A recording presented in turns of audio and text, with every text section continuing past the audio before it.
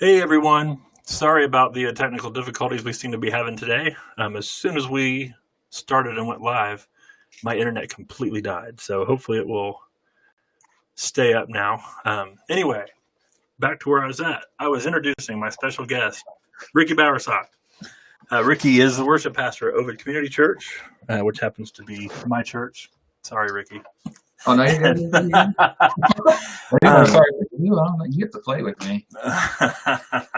Anyway, I play in the worship band with Ricky and normally play drums. Once in a while, when Ricky's feeling charitable, he'll let me play bass or guitar. And no, seriously, we have a good time though. But as I started to say, right when everything was going down, my chat's not coming up. I can't click on the chats. Hopefully that'll fix itself. So I will have to just say what people are saying. Hi, Tina. And Michael Brown said you got the date corrected. The first time I went live, I'd forgotten to change the titles. And I remembered. So thanks for pointing that out, Michael. Somebody's got to do it, right? Right. Anyway, I appreciate it. That guy at every show that has to point things out. Well, and he's my uncle, so it makes a lot of sense. That does make sense. Anyway, so I do appreciate everyone who took the time out this week to vote on our. I want to thank everyone who took the time out to vote on our topic. The one I was hoping would win did not win, but that's okay. We'll come back and do it some other time. We know that people actually want to listen to it, just apparently not as much as Heartbreaks. Yeah, it was very close. Actually, all three subjects were tied at one point, which really surprised me. And then all of a sudden, the Sports Heartbreaks took off, and that's the one that won. But then at the last minute, after we decided that it closed off and Sports Heartbreaks what we're doing, all of a sudden a bunch of people voted for cartoons. Well, I know that. That's why I kind of sent that message. I was almost in the morning. I was like, we're still on Heartbreaks, right? Or did overnight? Michael just said he admitted we're fam. Poor guy. He's here to support. Yes, I admitted it. But, it's not like I have, hundreds of viewers or anything, so I'm okay. Anyway, so we're going to talk about our top 10 sports heartbreaks. And before we get into the list, I want to clarify one thing. At least I think based on our conversation, both of these are very personal lists for us. It's not like these are the top 10 sports heartbreaks of all times, but these were the heartbreaks that were like our heartbreaks. Now, like, there's a good chance that some of those may be on that list. Yeah. Definitely not going to be a concise top 10 that you're going to find from around. So don't get angry if you're like, that's crazy. That's not even in my top 45. Yeah, right. So, but the cool thing is you like college sports way more than professional sports, especially football. And I like professional more than college. So I don't think our lists are going, and we like vastly different teams. So I don't think our lists are going to, I don't think our lists are going to overlap at all. Every other list I've done with guests, I've always thought there was going to be quite a bit of overlap, and there has been some, but I don't think there's going to be any here. Maybe. I think, we don't know either of the person's list yet, but I have an inkling that we may have a single crossover. I wondered that too. There's one. I feel like if we have a crossover, it's gonna be what I think it's gonna be. So one thing we didn't talk about. Do you want to go first, or you want me to go first? No, completely your choice. You're the guest. You get to choose. You go ahead. You go first. Let me go ahead. All right. So I'll start with number 10. My number 10 is Bill Buckner through the wickets. Through the wickets. Yes. The 1986 World Series Game 6. Right. 10th inning. And the Red Sox are up. And there's a ground ball hit to Bill Buckner, who's the first baseman. And it rolls right through his legs. And they ended up losing that game and then going on and losing Game 7 and losing the World Series. Where that out ends the game and ends the series. So that one error pretty much. Now, they also blew a lead in Game 7, but I was gonna say because you said there was another game, so yeah, but they blew that too. It definitely, it's one of those things. I think that's the hard part with heartbreakers is like a lot of times it's not just the fact that it's never the thing that loses you the game. It's the thing that everybody remembers. Yeah, that one moment, exactly. like, if that would have just happened, nothing after that would have possibly gone the way that it did. Yep. And, this is through the whole Red Sox curse years, they're never going to win, blah, blah. And then this happens, and that just kind of reinforces. Yeah. And the reason why this one's a little personal to me is because Bill Buckner used to be a Cub. I'm a huge Cubs fan, and I played first base a lot when I in Little League. And Bill Buckner's first baseman, so he was kind of one of my favorite players when he played for the Cubs. And now here he is in the World Series. I'm like, oh, Bill Buckner. And then the ball rolls through his legs. I'm like, oh, man. And it's always the people you assume it not to be. Like, I think that's what makes it so memorable. I mean, if it's like your second string guy that rolls out at shortstop, like to fill in at the last second because the first stringer pulls a hammy, like you're like, it's a second string guy, and what can you expect? But it's like you never miss those. Like, why would you miss that now? Right. Oh, the Curse, that's right. Right, and Bill Buckner was an all-star. I mean, it wasn't like he was a scrub or just some terrible player. I mean, he's off. There's a quote I saw. I'll read this. He said right after the game, he said, I can't remember the last time I missed a ball like that, but I'll remember this one. But yeah, I'm sure you will, man. I'm sure you will. So I don't have any of mine. None of mine are in a particular order, but I will say the ones that I started out with are ones that Rick said the same thing. A lot of our lists are going to be somewhat personal, mostly personal. And when the somewhat kind of pulls in, it's things that I was with a group of people when it happened. And so, like, I may not be a fan of, like, for instance, my first one. I'm not a fan of that team at all. But I was in a room of people who were. And I will probably never forget just the unbelievable amount of air that just went out of the room as soon as it happened. And so, same thing. Most of mine are going to be revolving around college football for the most part. That's what I watch pretty much nonstop. But there are some pro in here. And so actually one of those is the Buffalo Bills wide right. Like, I think I was only 7 years old. I may have been 6. But I still remember that. Well, because I'll go ahead and put my number 9 out. Because just like we were talking about with Bill Buckner, right. This is the first of 4 Super Bowl losses in a row. Yes. In a row. Yes. So I remember that, and I remember thinking, wow, that must be a big deal. But I was like in first or second grade. I might have been in kindergarten. I forget where those time frames fell.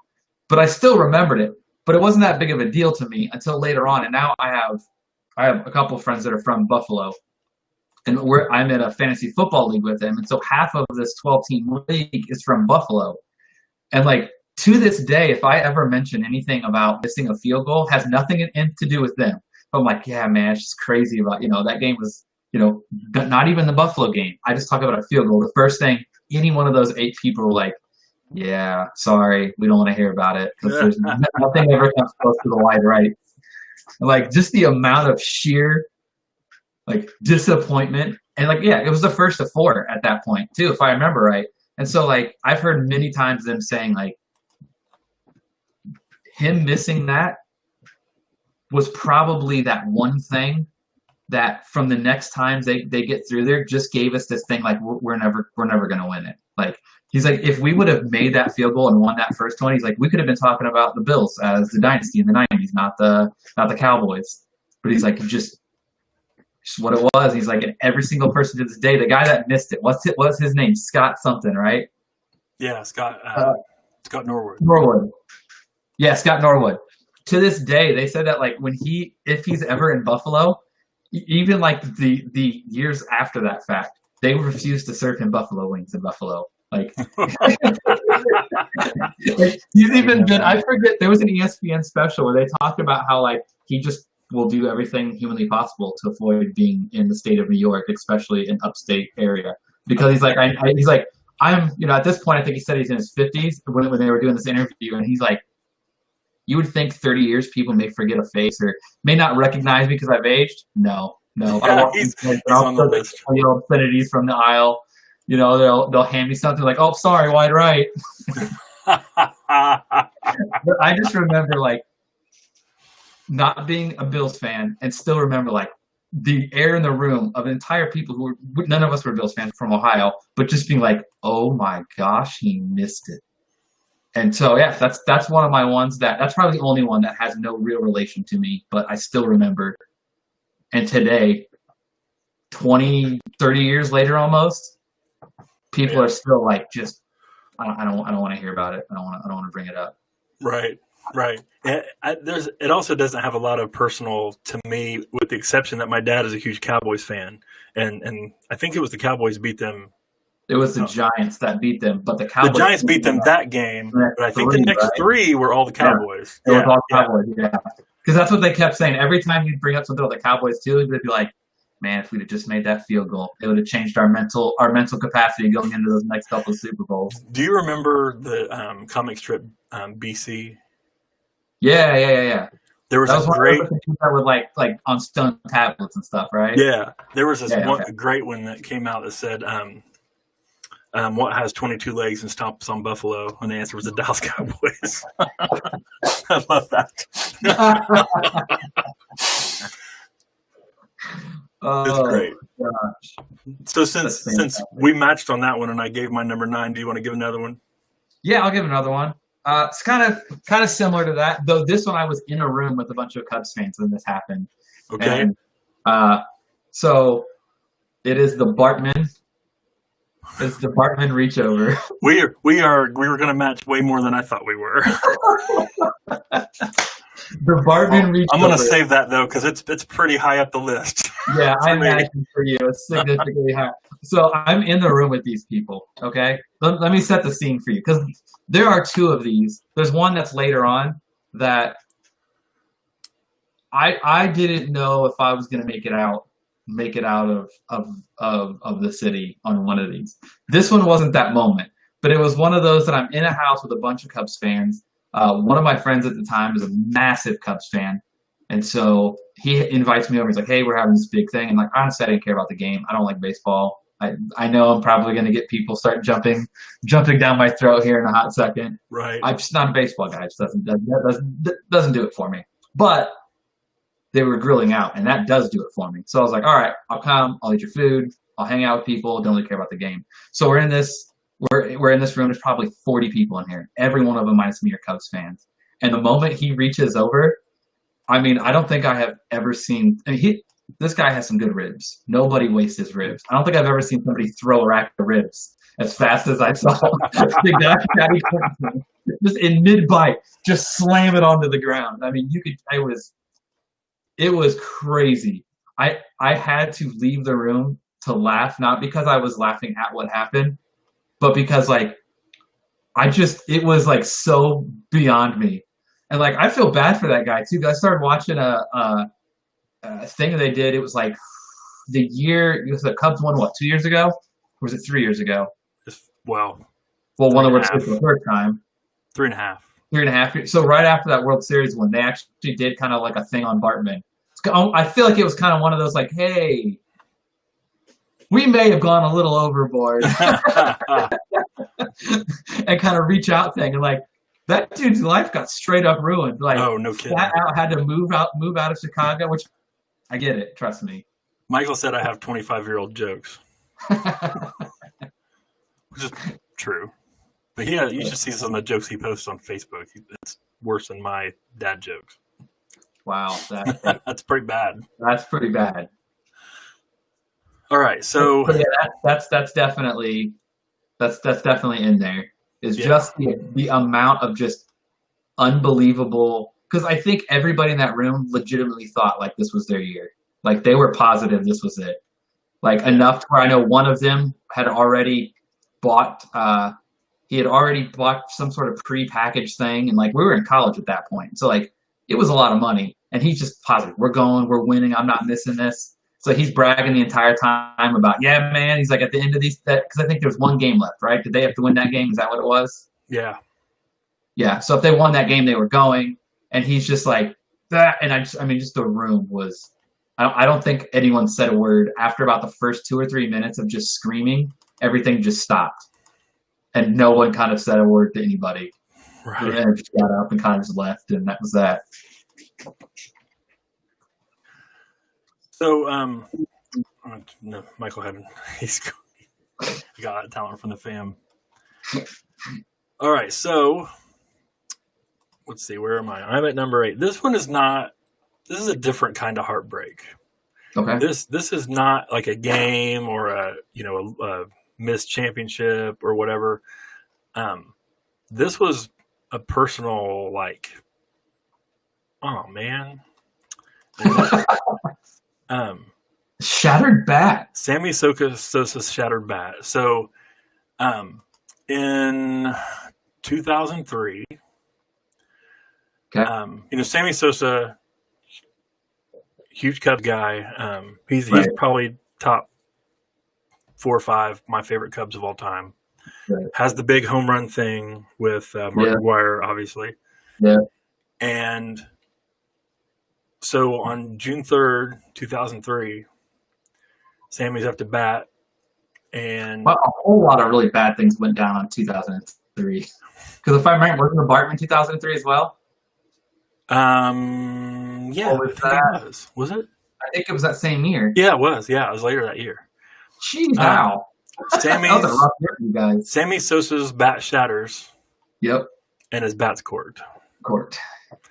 And it was just like this, one of your kind of heroes, and about that time, people were starting to talk about, performance enhancing drugs and, what happened with him and Mark McGwire, where they both, and during that time, everybody was taking stuff. I mean, I don't know if you've seen the 30 for 30 they have about that now. And basically all of baseball was like, we don't want you to do it, but we're not. Oh yeah. It was definitely low key juicing.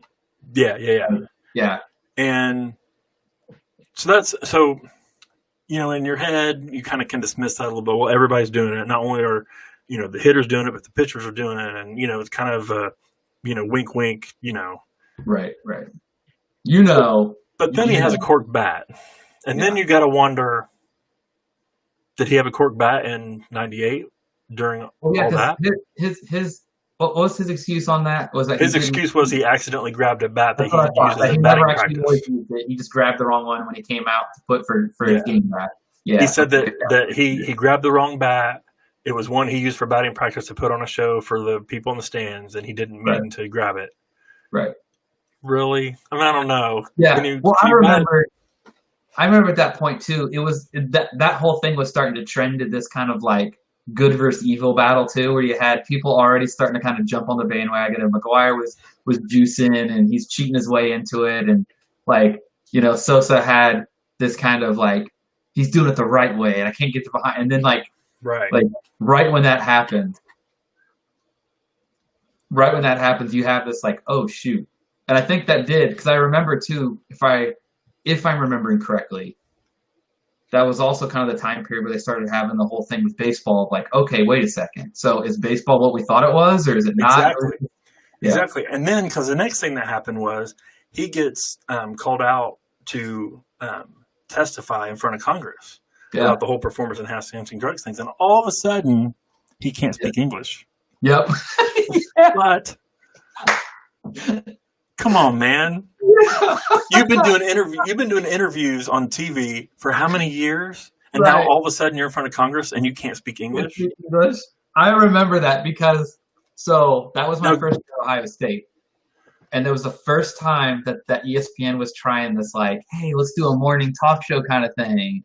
They called it Cold Pizza, I think is what it was called. Oh yeah, I remember that. Yeah, and they had nothing to talk about. Nothing to talk about. Because everything was being talked about the night before. And so you could tell they were trying to like be different than what was the night before. Right. And so they got stuck on Sammy Sosa and the performance enhancing drugs. And I remember that later on when I went down there, it was right after Sosa had had spoken before, quote unquote, right? When he was drawn in by Congress, and they just, I mean, it was like 3 weeks straight. That was all they talked about, was how the dude just all of a sudden forgets to speak English, and like I just remember being so sick of it, but also kind of realizing, yeah, this is kind of a big point in baseball. Yeah. It's just, you kind of see, my favorite Cub of all time was Ryan Sandberg. And, he was first baseman, or was he a shortstop? Second baseman. Second baseman. Dang. Yeah. And baseball's not my thing, clearly. But he kind of reminds me of Anthony Rizzo today. He's kind of that, the kind of nice kid, doesn't really stick his neck out about anything. Really good baseball player, though. Kind of plays the right way. He's willing to go up there and sacrifice or bunt or whatever he needs to do to help his team win. He wasn't like a cocky guy at all. Right. And he just went out there and played baseball. And so he was really good at it. Deion Sanders. Huh?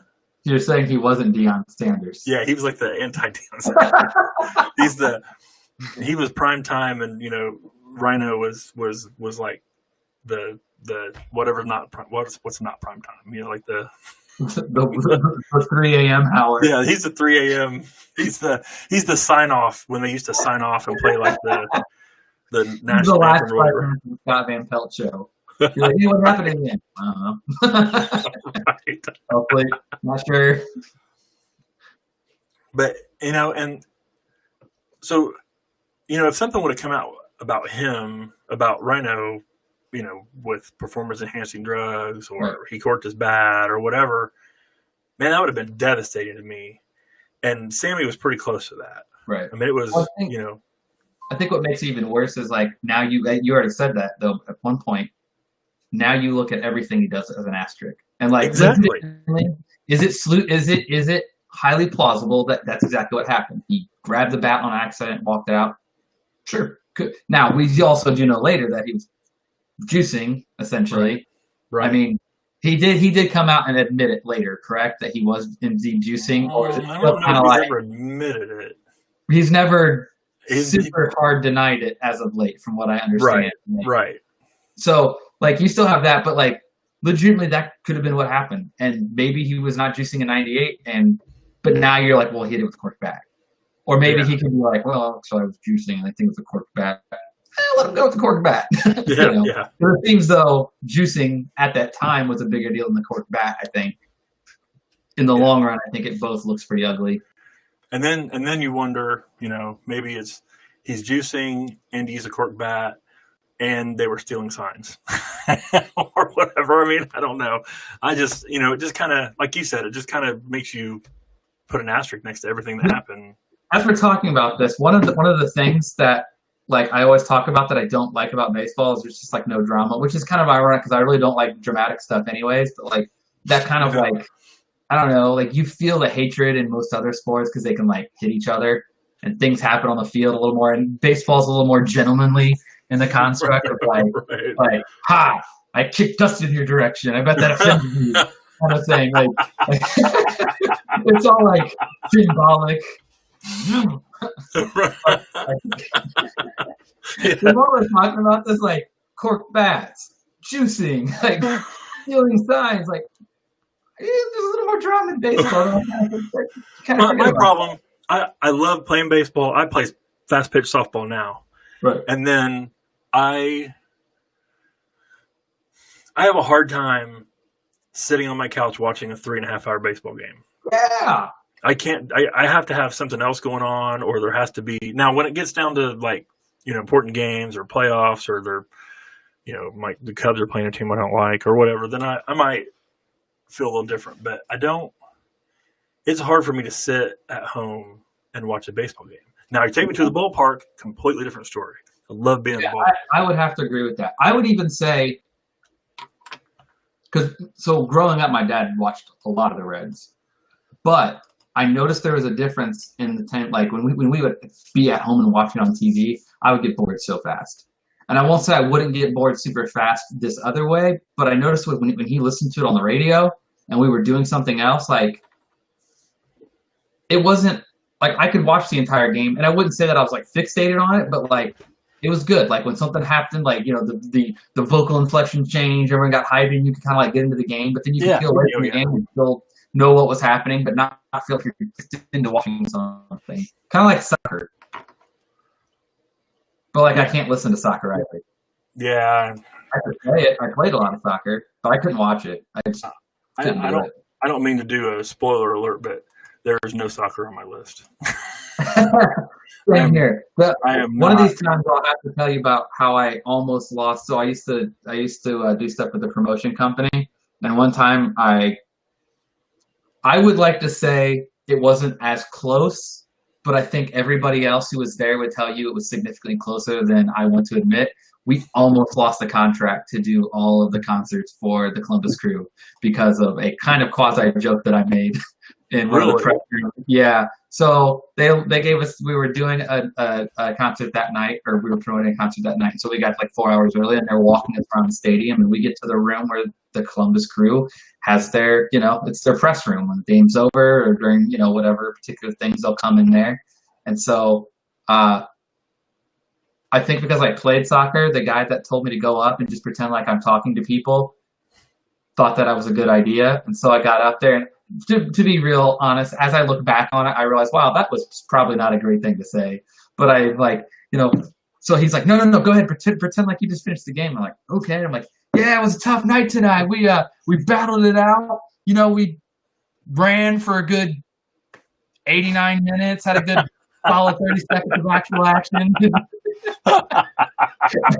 It did not go over well. Let me put it that way. Funny.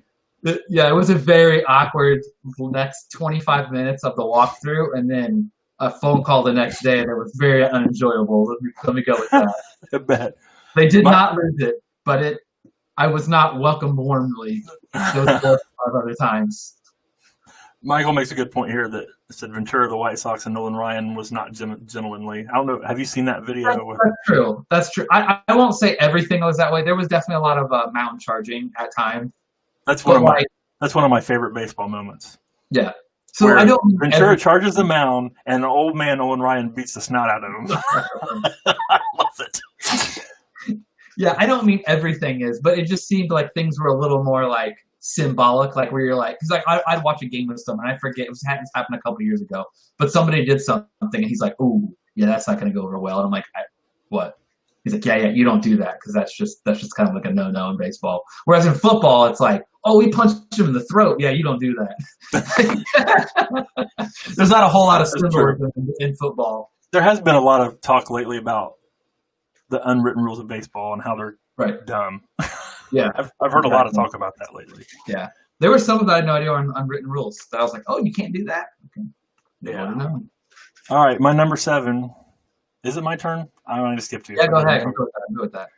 Pacers can't run with the Bulls in 1998, and then I think.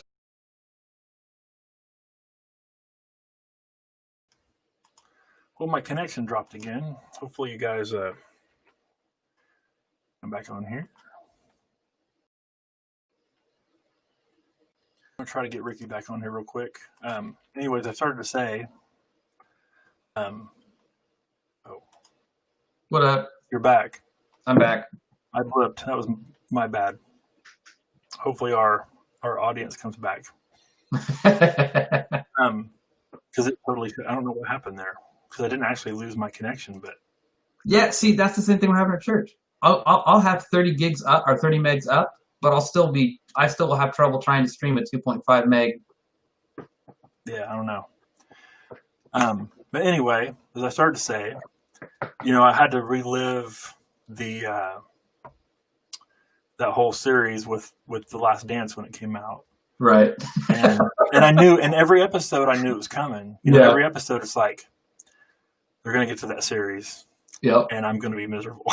Because I'm not a huge NBA fan. I'm not a big pro basketball fan. I just I really like college basketball.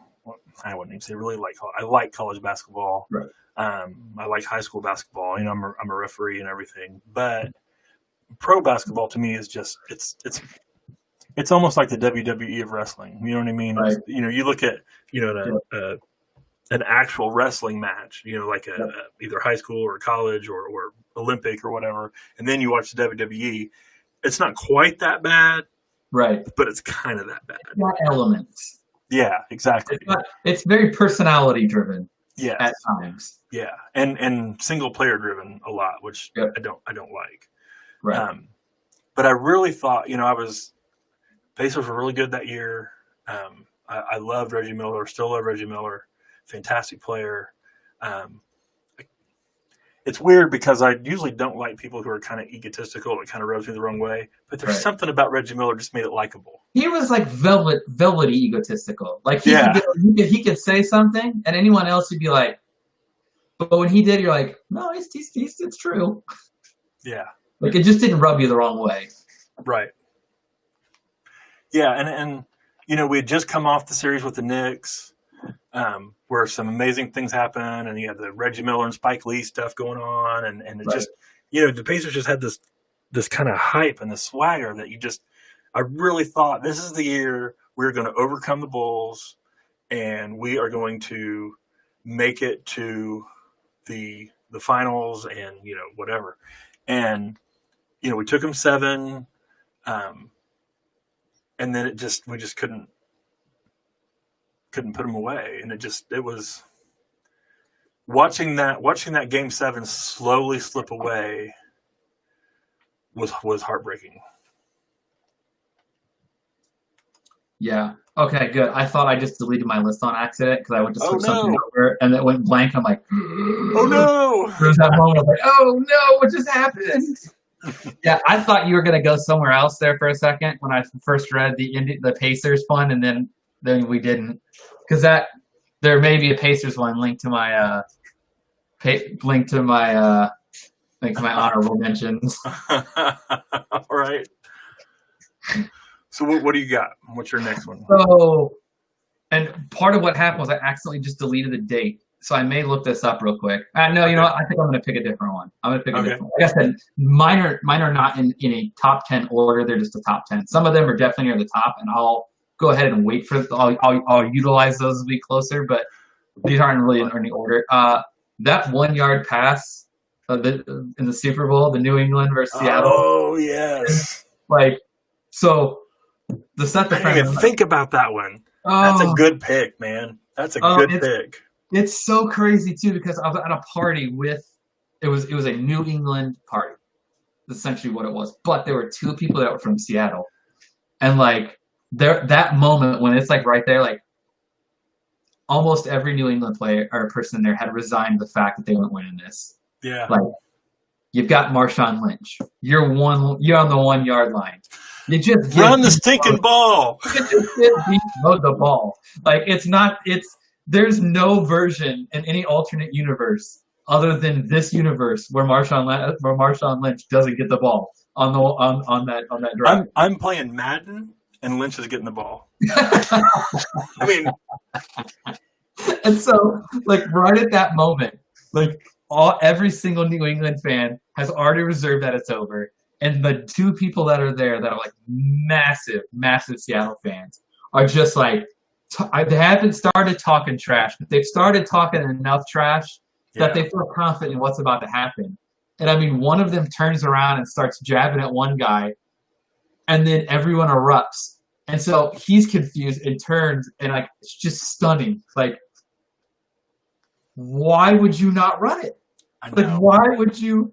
In every moment, we're sitting there, and the one guy's trying to rationalize the fact that they threw the ball. It's no, it's because you guys knew it was coming. And the farther he gets into rationalize this, the more you can just tell he's yeah. I don't get it either. I don't know, man. Oh my gosh, I can't believe I didn't think about that one. I didn't even consider that one. It's just mind blowing because I heartbroke for them. Oh yeah, and I have 2 brothers that live in Seattle. Either. So I was kind of just mad that they won too, because I was actually more angry at Seattle than I was heartbroken for them. Because I'm dude, you have beast mode. You just give them the stupid ball and make them run. It's not that hard. Right. It's a given touchdown. Yeah. It's a given touchdown. It is Seattle's version of the wide right. Yeah, but for sure. Not Marshawn Lynch's fault. Right, exactly. Pete Carroll. That's where that blame solely lies. Yeah, that was crazy. That's a good pick. Man, I can't believe I didn't think of that one. That should have been on there. My next one is kind of weird because it's a little bit backwards because, as we've mentioned, it's my favorite team, but my favorite team's on the winning end of this one. But I can't help but feel bad for Cleveland. And so, of course, we're talking about the 2016 World Series. Correct. And, you know, the interesting thing to me is in the NBA that year, Cleveland won after coming back down 3-1. Yep. And then we get to baseball, and the Cubs come back and win after being down 3-1. Yep. And, you know, now this was, you know, I talked earlier that I can't sit and watch the 3-hour baseball game or whatever, but I watched all 7 of these games. And they're two clubs that have struggled. They're two clubs that, if it wasn't the Cubs, like it wasn't my team, I would want somehow both teams to win. You know what I mean? You kind of feel you're kind of pulling for that. Almost no winner. Yeah. How it ends up. Like somebody just continually gets kicked again. Right. And it's, you know, I tend to kind of root for the underdogs a little bit. Well, both of these teams are underdogs. You know, they haven't won, you know, a championship in ages. And you kind of want the Indians to win. But, of course, I'm a Cubs fan, so I want the Cubs to win. And to lose it the way they lost it, you know, extra innings, after a rain delay, and you're at home, and what? I mean, it's rough, man.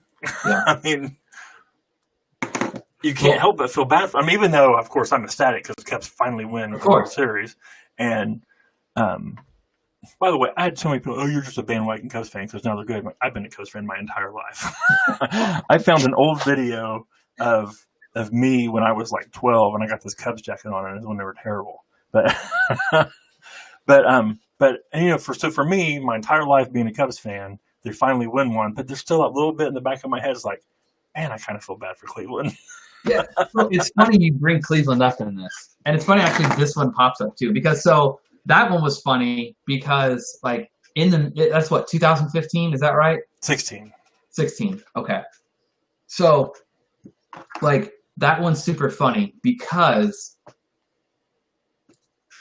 So I'm an Ohio kid at this point, or I mean, I'm an Ohio kid, but I'm not in Ohio at this point. But obviously, I've grown up there for 20 years or so, right. And then I moved to Indianapolis. So a lot of my friends are still in Ohio. I have a lot of friend connection in Ohio, and the Indians are weird for us, and I don't understand why this is because like, so I live in Lima, or I'm from Lima, which is about halfway in the state, but it's on the western side.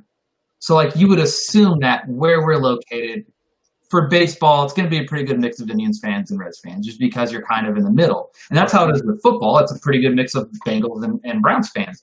But no, there's not, like, there are very little Indians fans that I knew growing up. Almost everybody was a Reds fan. I don't know if that's because, like, the Reds were historically better, and so there was just kind of, like, you know, like I don't watch baseball, but I can tell you about Pete Rose and Johnny Bench and Ken Griffey. Right. A bunch of those people. I can't really name off hardly any Indians people at all, any Indian players. So I don't know if that had a bit to do it, but it was funny because at that moment, like the Cavs had won, and there was this like palpable feeling that like this is Cleveland's year, man. They're finally gonna get it, you know.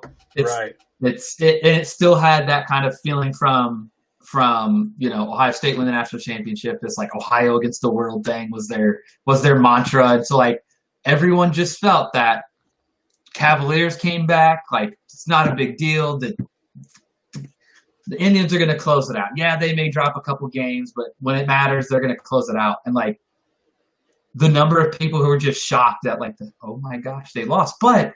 I'm not in Ohio, so I can safely say some of the things like, it's the Indians. What did you expect? Like, this is what they do. Even when they get close, they blow it.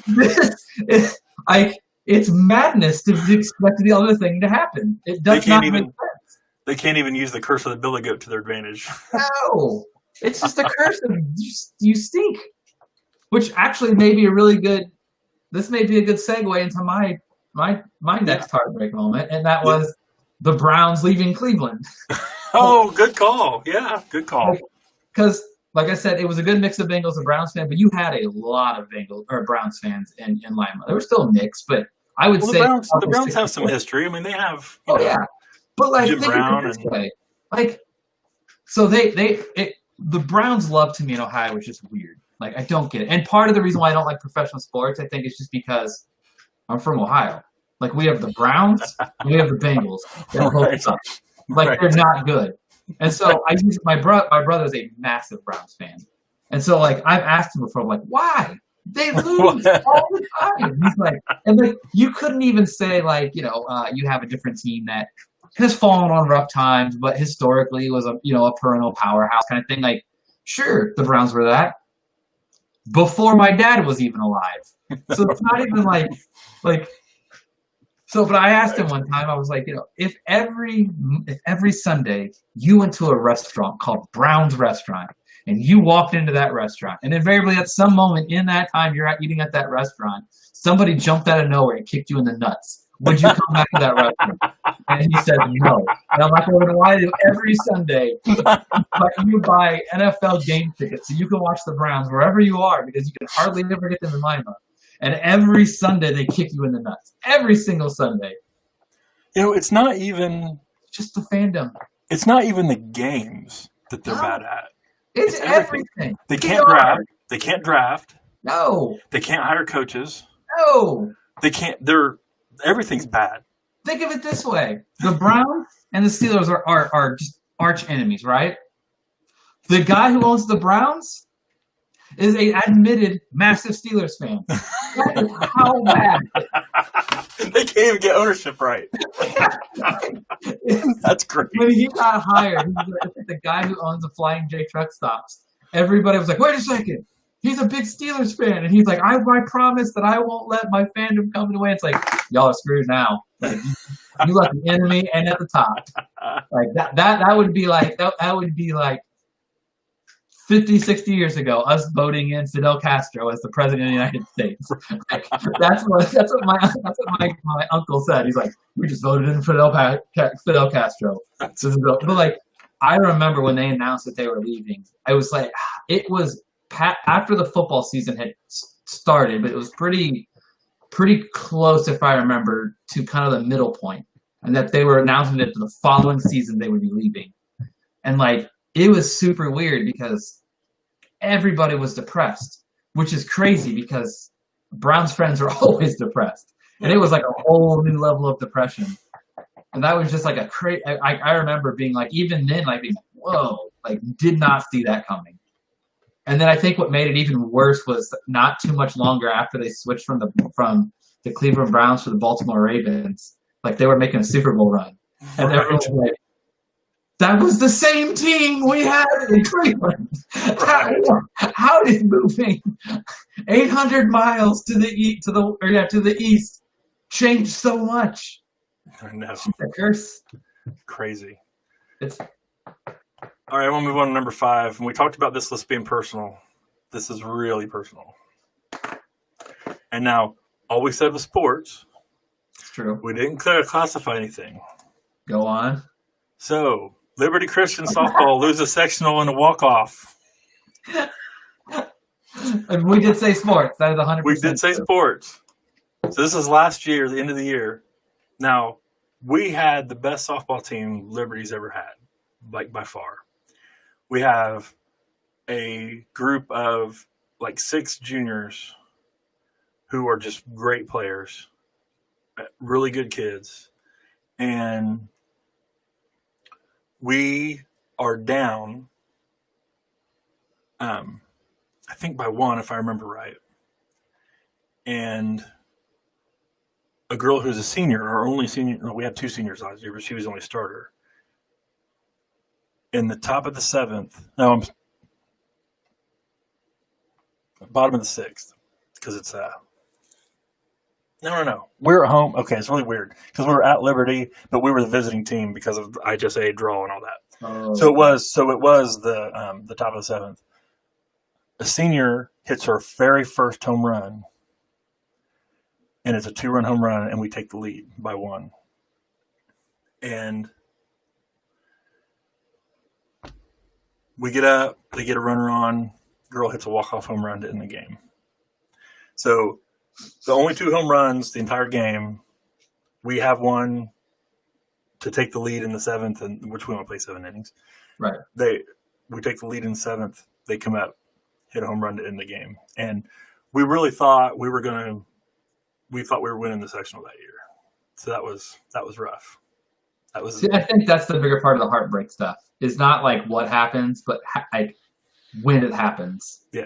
Because there's been like a lot of games that things like that happen, but it's like that moment where you're like, this was it. This was the year. Like that's when it was going to happen. Right. So my next one is, which one? So these 2 are good ties right here. I would have to probably pick, and I've mentioned this. So we talked about, I said, hey, I'm going to do like a bunch of, heartbreaker, but we got to throw in some heartwarming, or it's just going to be, and this makes it on both lists, because on one side, boy, was it heartbreaking, and on another side, it was fantastic. It was an amazing thing. And then for an entire different fan base, it was heartwarming. And that is the 2015 Michigan State game, where Michigan finally thinks they're going to knock off quote unquote little brother. They think they're finally going to get it. They've gotten stomped the last couple of years at this point. And I think it's Jim Harbaugh's first year. I think so too. And so they're like, I know. Yeah, I remember this game. We've got I don't get to watch a lot of college football because I'm a college football on Saturdays, aren't referee, you? but I was watching this game.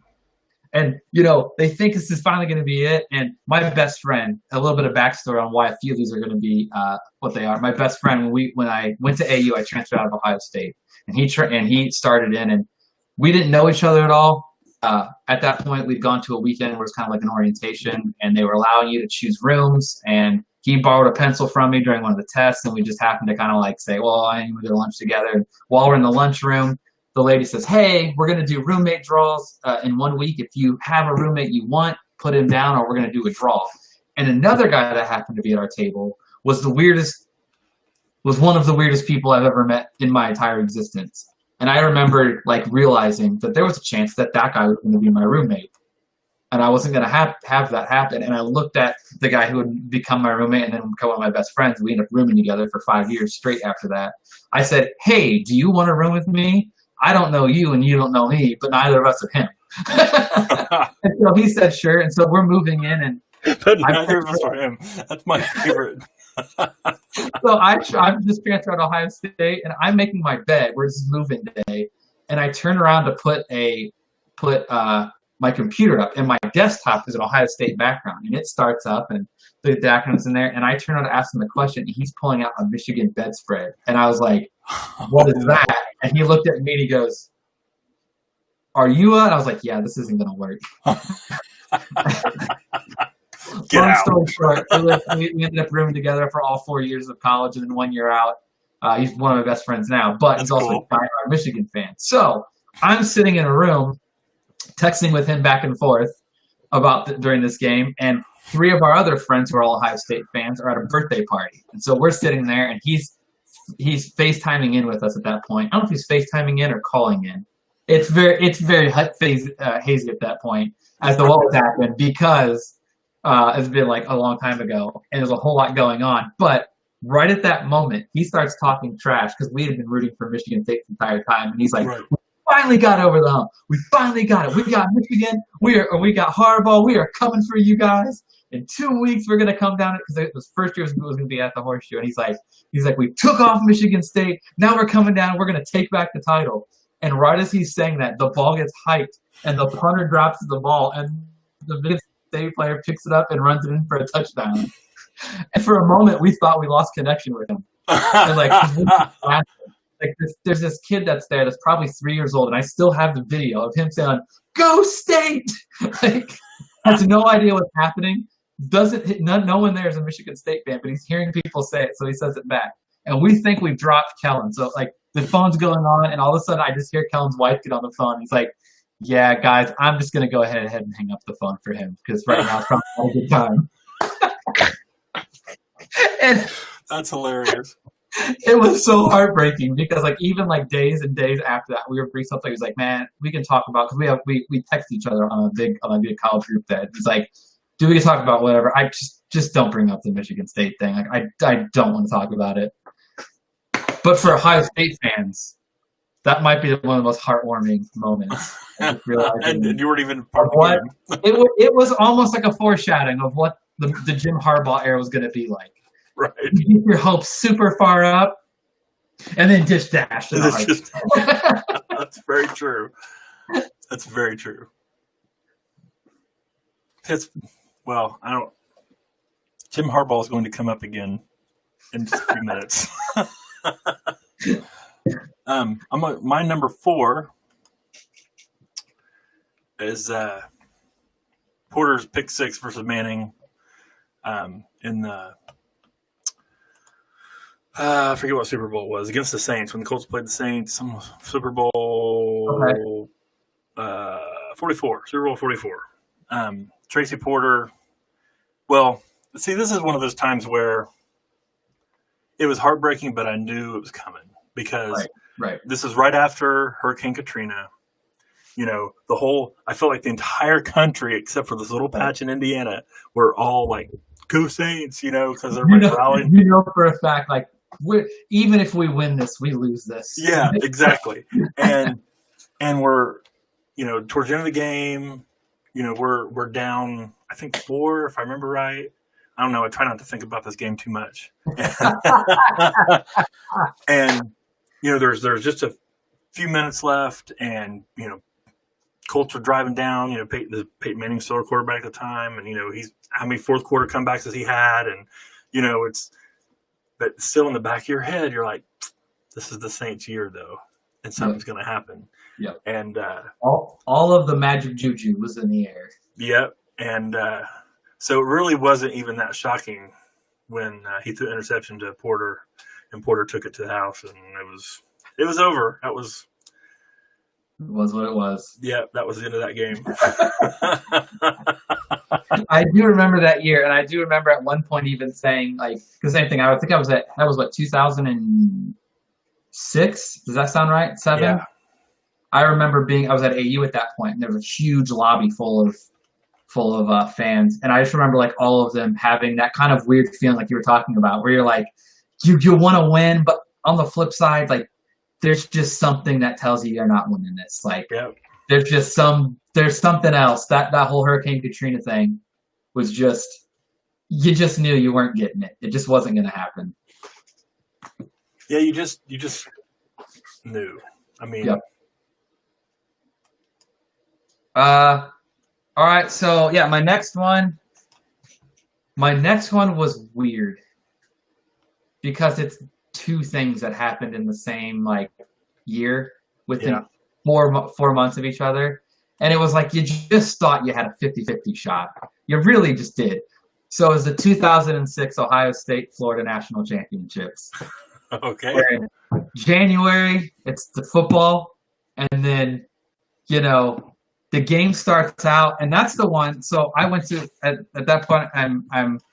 I go to Columbus to watch the game, and we went to a frat house, and that frat house made a really poor choice of also. It was a huge frat house, and there was a movie that wanted to be shot. I'm sure it was like some direct-to-DVD bin movie. I don't no idea what the movie was, but a movie studio contacted them about shooting a film at this house. And they didn't need a whole house. They just needed an area of the house for like 5 shots. And they said, yeah, sure, whatever. Well, apparently no one decided to check against the schedules and to see what that night may be. And it turned out to be the national championship game.